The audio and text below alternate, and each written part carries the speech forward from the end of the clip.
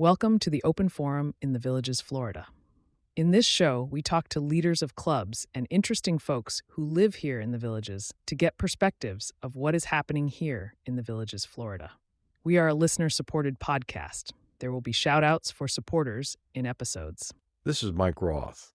And listeners, I'm thrilled to share with you this podcast, which is my passion project for you. This podcast brings you knowledge, inspiration, and a lot of things that people need to know about the Villages and the people living here.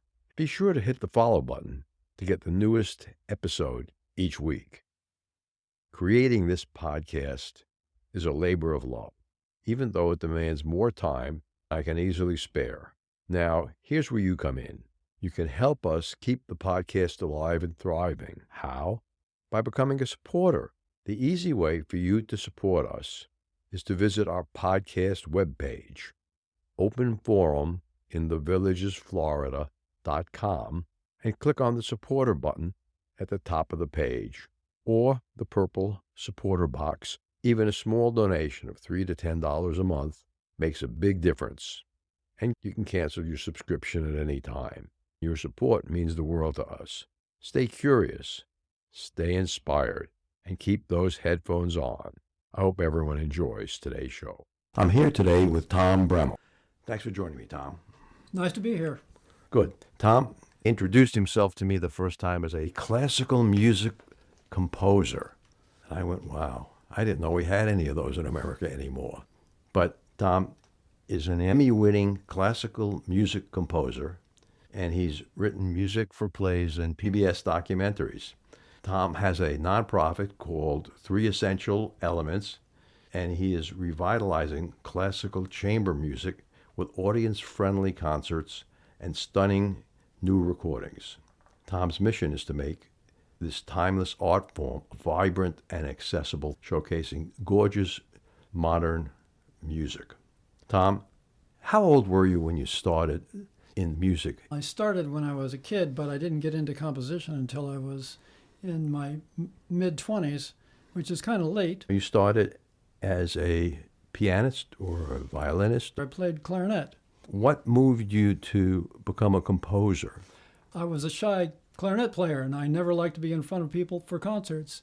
And when you're a composer, you can step in the background. If you write something and you're afraid of how it's going to be, you just can stay home and not go to the concert. You don't have to be in front of an audience. The reviews. So read the reviews. Somebody else can be in front of the audience, and I didn't have to do that. Was there anything in your family that was musical?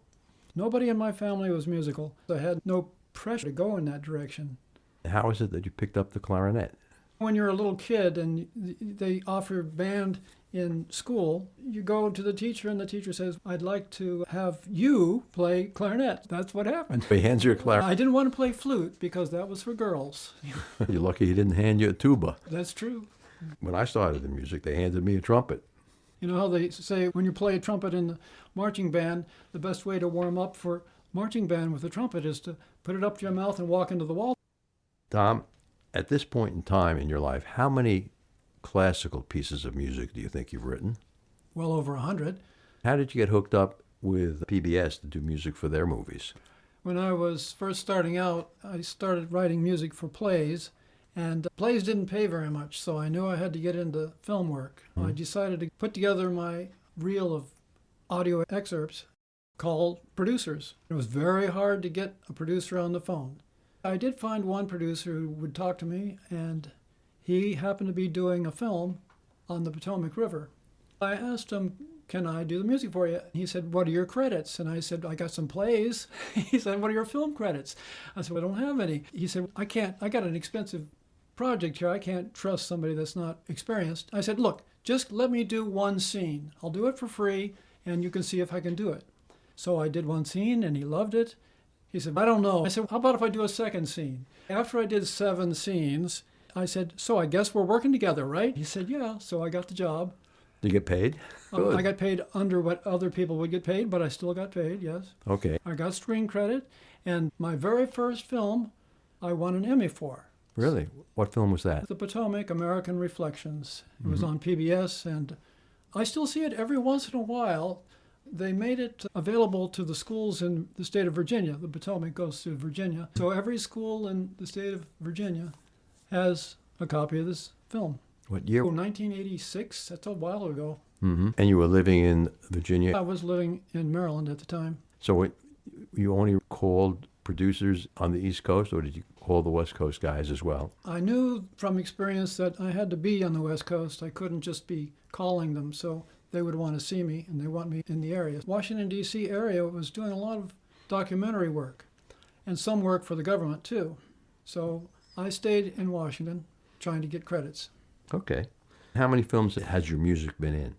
I got another award for a film called George Mason and the Bill of Rights, and that was a Sin Golden Eagle Award. And what was the last film that you had your music in? Oh, that was probably the one I'm talking about. That was the first one. The last one was probably the George Mason and the Bill of Rights. Do you remember what year that was? Well, that was 89 or 90. I got married and realized this is not a very lucrative field, so I took a day job. What did you do as a day job? I was the chief of the video production group at the Library of Congress. So we made lots of films at the Library of Congress. The Library of Congress is a very interesting place. Celebrities and famous people would come in there and give talks, so we would record them. Lots of concerts, too, so we'd record the music concerts. Yeah, they're online. I figured that people get their book into the Library of Congress, it goes into the basement, and it's forgotten. It's got a number on it. Yeah. They do community outreach programs. Well, we used to say that everybody from Obama to the Dalai Lama came to the library, and lots of people did. Politicians, musicians, poets, authors. Who's the famous person that you remember most? I was escorting Paul McCartney around the library. We were assigned to videotape Paul McCartney's visit. The library had his copyrighted music from the Beatles. We were going to send a camera operator around the library with him. He was getting this tour. So we had a camera operator recording Paul McCartney. After about 3 hours, Paul told his people no more videotaping. We had a lady videotaping at the time, and she kept on videotaping. Paul's bodyguard said no more videotaping, and she kept on videotaping. He came over and pushed her. I wasn't there when this happened, so I found out about it, and I said, oh my goodness, this is going to be a big hassle. Why do you think he didn't want you to shoot any more video? He was just tired. It turns out that the camera operator was thrilled that she could go tell people that she was pushed around by Paul McCartney's bodyguard. Let's talk about classical music and the American population.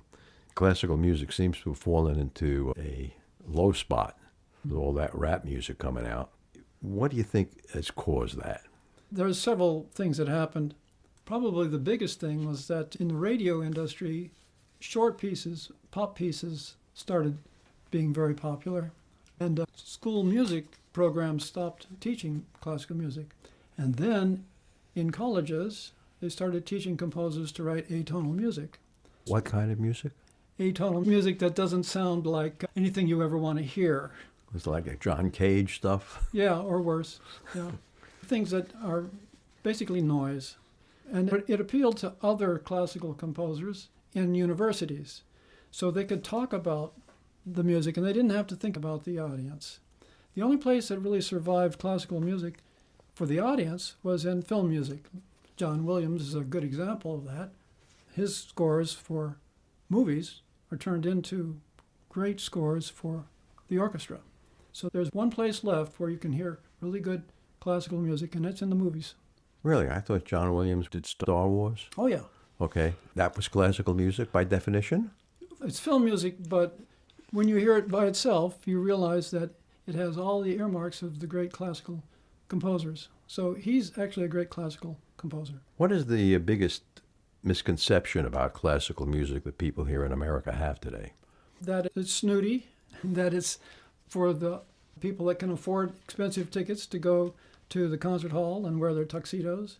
I'd say that's probably one of the biggest misconceptions. Okay. For instance, chamber music is designed to be very personal to people. Small ensembles, 2, 3, 4 players. They want to reach the audience in a small room. So the audience becomes part of it, and it can be very emotional, very exciting. So people don't understand that it can be very personal and very moving and very emotional. Yeah, I see that on cruise ships because it seems to me that every cruise ship I've been on in the Grand Foyer area in the middle of the afternoon, they'll have three young ladies playing violins, cellos, and classical type music. They usually have a pretty good audience, at least on a cruise ship. And it's a big echoey room, so they really fill the room with sound. It's very nice, actually. You gave me some samples of your classical music. Of the pieces that you gave me, which one would you like our listeners to hear 30 or 40 seconds of? All of my pieces are my babies, so to pick one is difficult. But I'll pick the Leprechaun. I think you might like it. It's also a very simple piece. It has only one instrument, the flute, but it captures the idea of a playful and slightly mysterious leprechaun. So let's listen to about 30 to 40 seconds of the Leprechaun.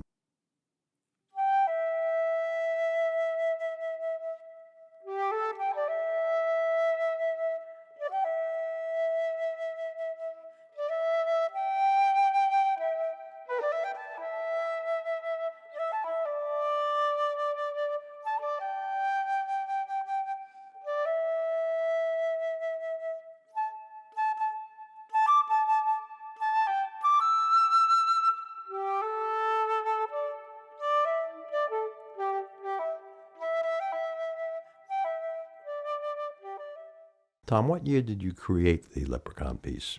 That was only a couple of years ago.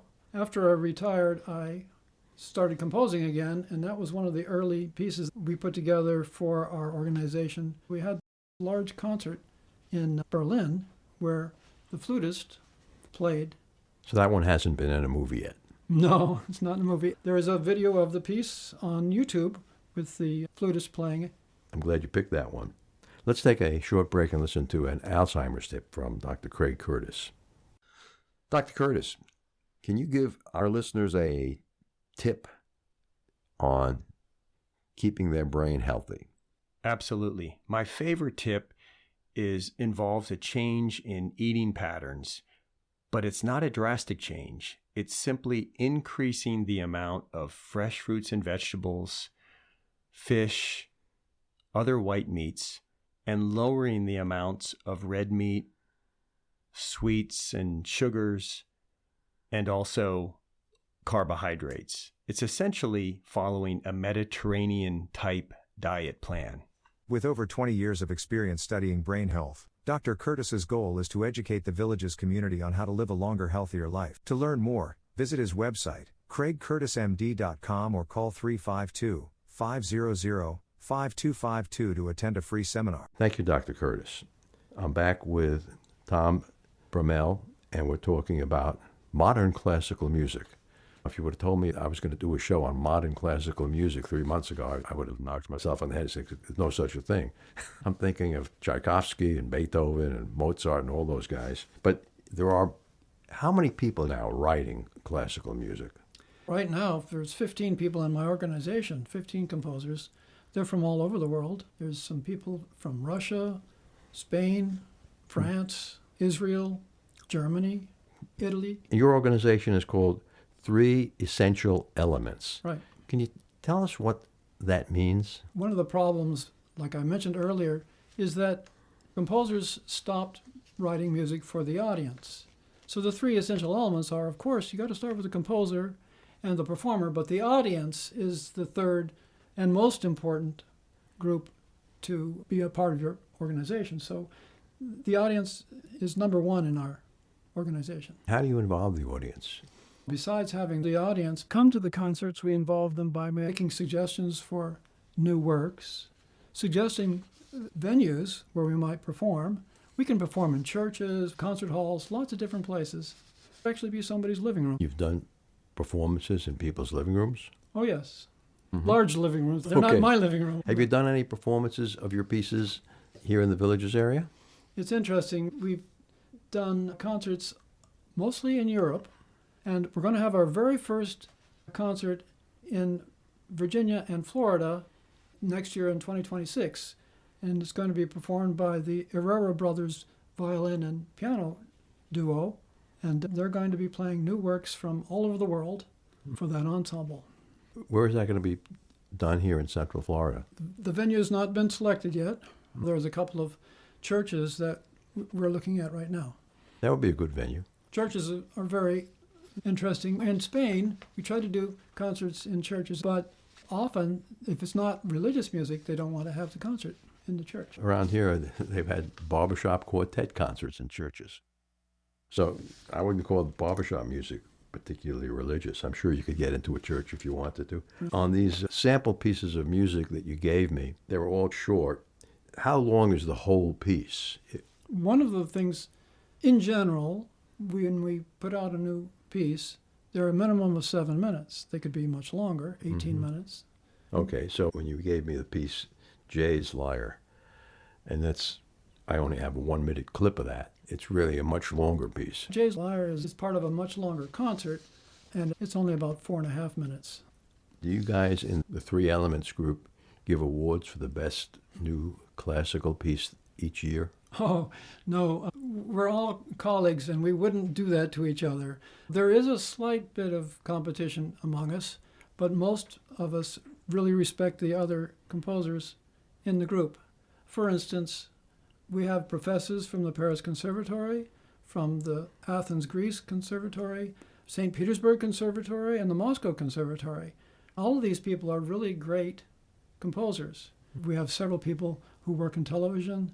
They're all very good composers. They all have different styles, but they all want to meet with the audience. They want to have the audience enjoy their works. They don't really care about winning prizes. They're all professionals. They've all been experienced with lots of work in the past. When you put everyone together for a concert in America next year, how do you select which new classical pieces are going to be performed?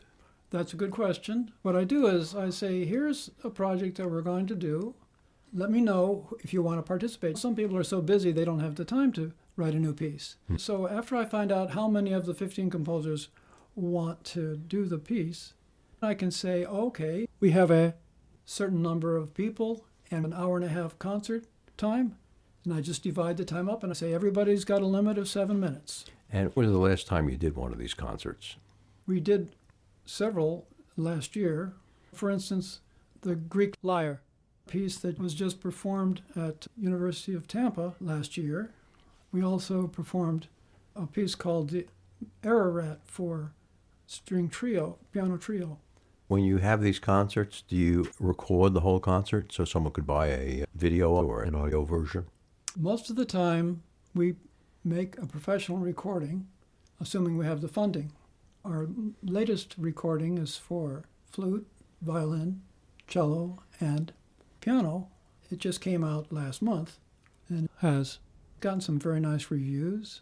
There are 10 composers on that album from London, Moscow, here in the States. I'm on the album, and several other countries. So if one of our listeners wanted to get a hold of the album, where would they go? They can come to the Three Essential Elements website and learn about every concert. threeessentialelements.org.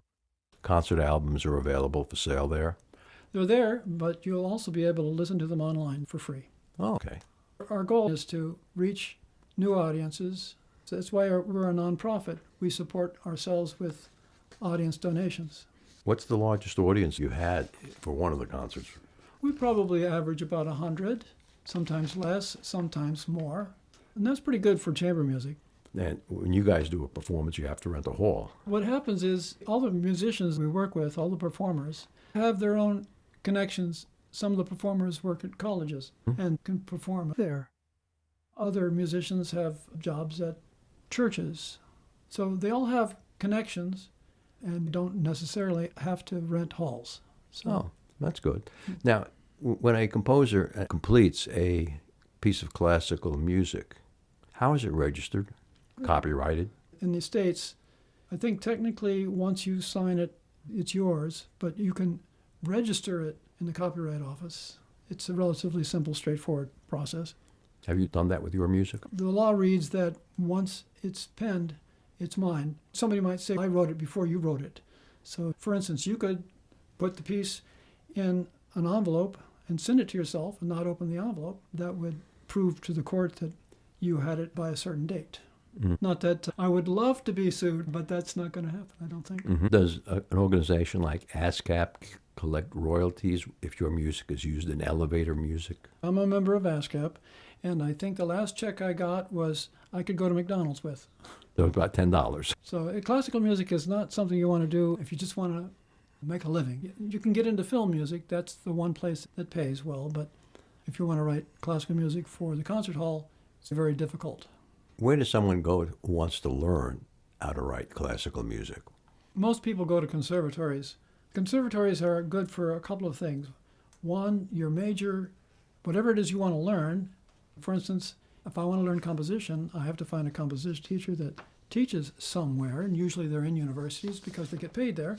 And suppose I wanted to play clarinet, and there was a good clarinet player there too. So two things that are needed to make a good school. Two things to make a good conservatory or school of music are? If you're a violinist and that's your major subject, then you want to study with a great violin player. And you want to play in a great orchestra. So if the school has a great violin player and a great orchestra, then you go there. Everything else you take doesn't really matter because those are the two things that mostly count for your future as a performer. Here in our podcast, 96 or 97% is listened to in America or Canada. So how many good music conservatories are there in our two countries? I'll tell you a story. There's a jazz school in Boston, the Berklee School of Music. Boston has a jazz school. I would expect that to be in New Orleans. Yeah, it's a school for jazz. I went to visit one day, and it happened to be the day that parents were visiting the school. They gave people a tour of the school. We were in a hall with lots of studios, teachers teaching. The people giving the tour asked, "How many of you are guitar players?" About 10 students raised their hands. The tour guide said, "You're in the right place. This is the hall for our guitar studios. Today there are 300 guitar players at this school." I wanted to yell, "Did you hear that? 300 guitar players in one school." And everybody went, "Oh, then I'm in the right place." No, you're in the wrong field. The competition is very severe. If you were learning how to play the cello and there were two cello players there, that would be a much better place. The competition for any instrument is very difficult to get a job. Do you follow classical music here in the Villages area? The Celebration Brass Band and the Villages Symphonic Winds, led by the highly respected conductor Lou Buckley, are top-notch. I know there's a new French horn. Yes, I've heard them. They're residents of the Villages. They give interesting concerts. I've heard them a couple of times. There's a lot of different interests in the Villages. Retired people come down here. Some are retired musicians, but mostly people that played high school instruments, or maybe sometimes in college, and then they went on with their lives. Now they're coming back to something they love. Clarinets get together, violins get together, horns get together. I went to the performance of Fiddler on the Roof by the high school students. The high school students were coached by an excellent instructor. They were fantastic. In fact, the whole play was fantastic. I was sitting in the second row, and I'm mesmerized by the music. At intermission, I looked down at the orchestra. It was like a 21 or 22-piece orchestra. 3 of them were high school students, and the rest were villagers. Oh. And it made the show. It was good to see the live music and the singing. I don't know if you can call that classical music. It's more than 25 years old. Is there a number of years old that a classical song has to have to be called classical? It's soul or rock. Are there 3 or 4 elements that have to be present? Good question. I've been accused of that a lot. Usually classical music has a more involved form. Classical pieces are much longer and much more involved in their form. They also usually have lots of counterpoint. In other words, more than one melody going on at once.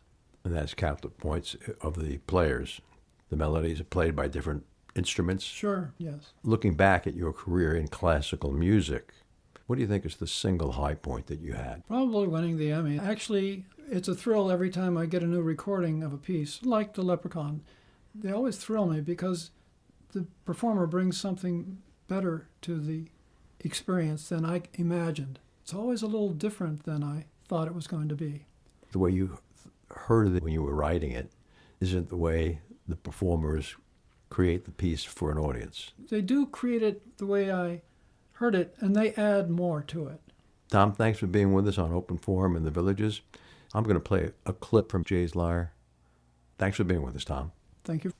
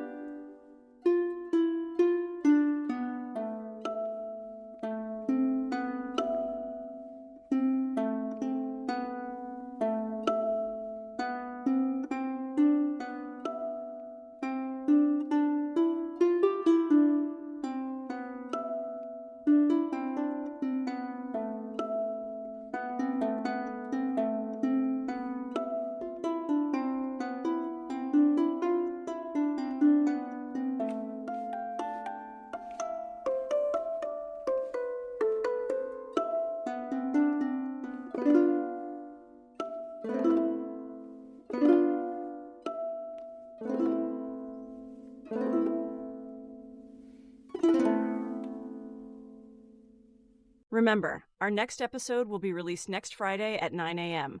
Should you want to become a major supporter of the show or have questions, please contact us at mike@rothvoice.com.